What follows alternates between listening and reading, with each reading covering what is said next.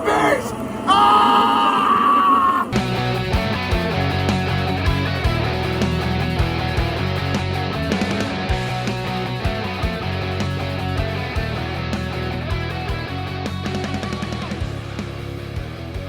Hello, and welcome back to another episode of Not the Bees, the Nicolas Cage Filmography Podcast. I'm Megs. And I'm Elizabeth. And this week we watched 1990's Wild at Heart. It's a David Lynch movie. It's 2 hours and 5 minutes long, and it has 65% on Rotten Tomatoes. In Cape Fear, North Carolina, lovers Lula Fortune, played by Laura Dern, and Sailor Ripley, played by Nicolas Cage, are separated after he is jailed for killing a man who attacked him with a knife. The assailant, Bobby Ray Lemon, was hired by Lula's mother, Marietta. Upon Sailor's release 22 months later, Lula picks him up outside the prison, where she hands him his snakeskin jacket. They have sex in a hotel and then go to see a speed metal band. At the club, Sailor beats up a man for flirting with Lula and then leads the band in a rendition of the Elvis Presley song Love Me. When Lula asks why Sailor didn't sing her his favorite song, which is Love Me Tender, he tells her he will only ever sing that to his future wife. Then he asks Lula to run away to California with him, despite knowing that this will break his parole. Marietta asks her on-again, off-again boyfriend, private detective Johnny Farragut, to find them and bring them back. Unbeknownst to Farragut, Marietta also hires her other boyfriend, a gangster named Marcelo Santos, to track them down and kill Sailor. When Santos calls mob boss Mr. Reindeer to arrange for the job, he adds Farragut to the list, sending Marietta into a guilt-fueled rage. Despite her attempts to save Farragut, Mr. Reindeer's assassins capture and kill him. Unaware of all of these events, Lula and Sailor continue on their way until they encounter the aftermath of a two-car collision. They try to help the only survivor, a traumatized and brain-damaged woman who eventually dies in front of them. Lula is disturbed by this and considers it a bad omen. She's also unsettled by Sailor's revelation that he had been Santos's driver and may have witnessed her father's murder by Santos and Marietta, which places him in the latter's crosshairs. Nearly penniless, Sailor heads to a town called Big Tuna in Texas, where he asks an old acquaintance named Perdita Durango, who's played by Isabella Rossellini, whether someone is after him. Perdita says she's unaware of any murder contract, but is later revealed to be lying. At an outdoor party at the hotel-motel trailer park that they're staying at, Lula and Sailor meet career criminal Bobby Peru, who is played by Willem Dafoe. Lula, who has been feeling ill, tells Sailor that she's pregnant. While Sailor is changing the car's oil the next day, Lula waits for him in the motel room. Peru enters the room, deduces Lula's pregnancy, and proceeds to intimidate, grope, and violently coerce her into asking him for sex. When she finally does, he mockingly reveals his threats to be a bluff and leaves. This traumatizes Lula, who was previously raped as a child. Not knowing about Peru's abuse of Lula, Sailor agrees to accompany him to a bar. Over beers, Peru enlists Sailor's help in robbing a nearby feed store. During the robbery, Peru unnecessarily shoots the two store clerks and admits to Sailor that he has been hired to kill him, and that he handed Sailor a pistol with dummy ammunition in it. Chasing Sailor out of the store, Peru is repeatedly shot by a sheriff's deputy and accidentally blows his own head off with his shotgun. Sailor is sentenced to 6 years in prison for his part in the robbery. While he's in jail, Lula has their child. Lula decides to reunite with him upon his release, rejecting her mother's objections over the phone. She throws water over Marietta's photograph and goes to pick up Sailor with their son, Pace. The reunion is awkward, and Sailor decides to leave them both, believing they will be better off without his influence. While he's walking a short distance away, Sailor is accosted by members of a street gang and is quickly knocked out after insulting them. While unconscious, he sees a vision of Glinda, the Good Witch, who tells him, "Don't run away from love, Sailor." When he awakens, Sailor apologizes to the men, tells them he realizes the error of his ways, and he runs after Lula. The photograph of Marietta in Lula's house sizzles and vanishes, symbolically mirroring the demise of the Wicked Witch of the West.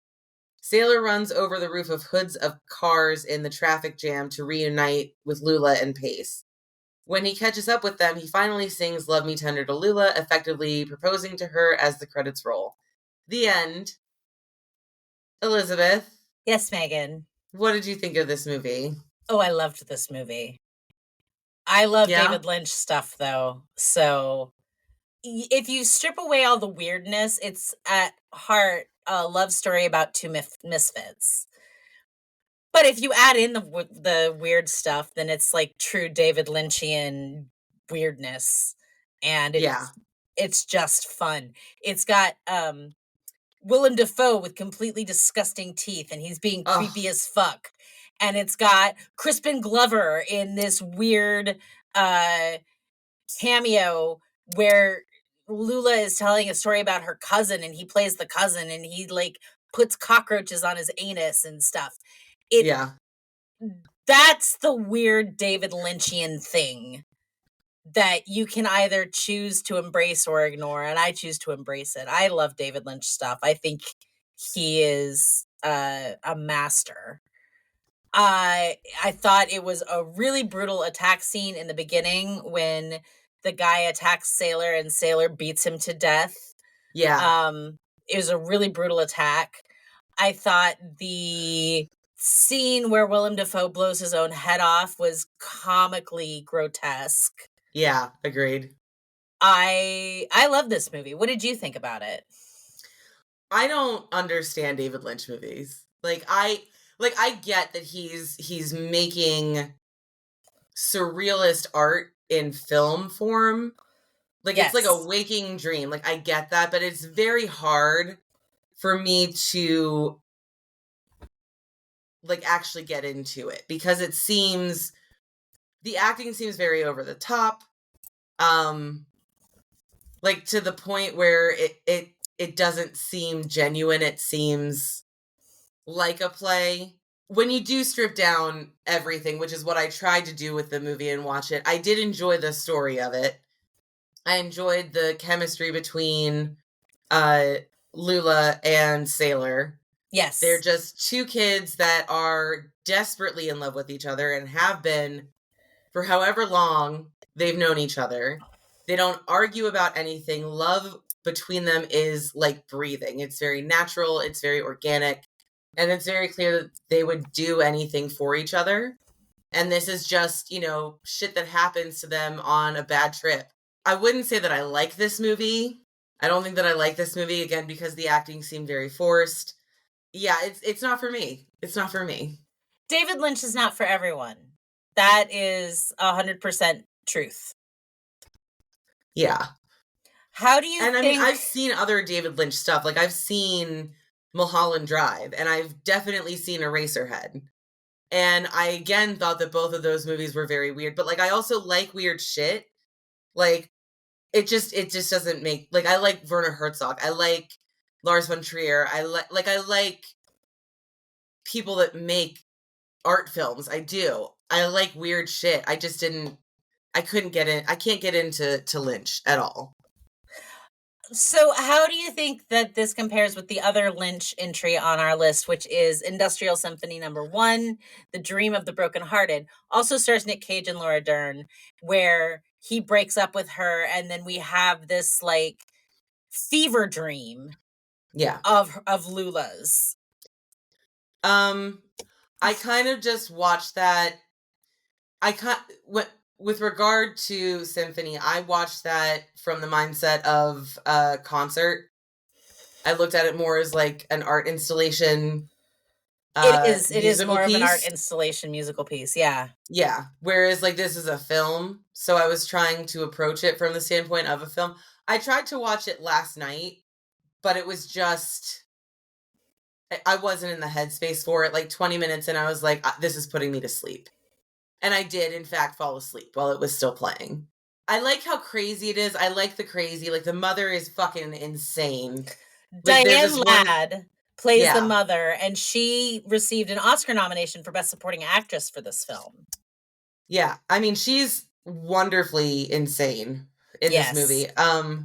When she learns from Marcelo Santos that he has added her on again, off again PI boyfriend, Johnny, to the hit list, she goes fucking crazy. Like, She paints her like, entire face red with red lipstick. and hands with red lipstick. She calls Johnny. She's like, I have something to tell you, but I can't tell you until I see you. I'm going to fly to Louisiana tomorrow, which is where he's at the time, tracking the kids. And like, she's absolutely out of her mind. I did appreciate her over the top acting because I thought that it was very in line with her character, because her character's fucking crazy. And like, she just wants Sailor dead, honestly. I don't even think that it's genuinely about the death of her husband. I think she just wants him dead because she doesn't think that anyone's good enough for her daughter. She's just an overbearing, narcissistic monster. And like, at the beginning of the film, the reason that Bobby Ray Lemon went after him with a knife is because Marietta propositioned him in a bathroom at whatever event that they were at, and he said no. So she paid this man to go and kill him. And like, the knife was specific because she wanted him to cut off Sailor's balls and feed them to him. Yeah. So like, it's not even really like about her husband being dead. No, it's very clear that she had a hand in killing her husband and also in the murder of Uncle Poochie after he rapes Lula. Yeah, absolutely. I love Johnny Farragut is played by Harry Dean Stanton, and yes. I have never seen young Harry Dean Stanton. That man has looked 98 years old for the last 40 fucking years. Yeah. Yeah. So Harry Dean Stanton, I believe he also played the on-again, off-again boyfriend of the mother figure from Sunny. Yes. Which, was that the movie that Nicolas Cage directed? Yes. Yeah, with James Franco. So it was nice to see him. It was also nice to see that he and Willem Dafoe have acted again. Like, they've acted multiple times together. I love Willem Dafoe so much. And Sunny was 2002, so compare 1990s Harry Dean Stanton with 2002's Harry Dean Stanton. They look exactly the same. They're exactly the same, because the man doesn't age. He came out of the womb, like in a Lars von Trier film, fully grown at 98 years old, and just keeps acting at 98 years old. Well, I mean, he's actually 91. Well, he was 91. He actually died in 2017. Oh, he died. So yeah, he died at 91, and he looked the same in every role he ever played that I've ever seen him in. Yes. But he's a wonderful Hates That Guy. I'm always like delighted to see him. I used to love him in the show Big Love. And he was fantastic. He's been fantastic in everything I've ever seen him in. But it just occurred to me that, like, wow, that man has never aged a day. Yeah. There's a lot of sex in this movie. There's a lot of sex in this movie. But it's not gross sex like Between Worlds was. Yeah. It's not like desperate clinging to something. It's tender, loving sex. It's not. Yeah, it's very much two souls meshing together. Yeah. Yeah. I thought Nick Cage gave a good Elvis impression both times that he sang Elvis. I made a note about that. Can we talk about him fucking singing? Yes. Yes, let's do that. Because I did not realize, I don't think that we've had a movie yet where he really sings. And it was so good. Yeah. It was really, really good. I was actually really impressed with his ability to sing. I mean, obviously they were, studio recordings that he lip-synced over during the film. Like, you can tell when you're watching the scene at the bar where they see the speed metal band. But that scene is actually, that whole segment is actually kind of interesting because it's such a departure from the music that they were playing. And then after, he silences the club by beating up this dude and making him apologize to Lula. He then just takes the microphone from the lead singer and he's like, you guys know how to play this one, and starts singing Elvis. And everybody just knows how to play Elvis. Yeah. And the dichotomy of that and the love that comes through in the scene where they're just staring at each other while he's singing to her and everyone around them is just in awe. That was a beautiful, very powerful scene, I thought. I agree. Overall, it's hard for me to look at a waking dream and be like, oh, okay. And I know he's trying to evoke emotion in me. It just, sorry, David. Sorry. I'm not into your art, buddy. That's okay. David Lynch is not for everyone. I did not think that there were any real issues with the script. I thought the script was fine. Yeah. I I thought for the fact that it was done in 1990, the story itself genuinely still holds up. Yep. Aside from, getting bored in the first 20 minutes and falling asleep last night, when I did finally watch it this morning after I got up, once I reached like 30 minutes, I was kind of into it. I was able to get into it. It did become a very watchable movie. I love Laura Dern. Like, I love her desperately. I really wanted to like this movie more. Well, I'm sorry that you didn't like it. It's fine. I mean, it's fine. It's fine. I mean, we haven't...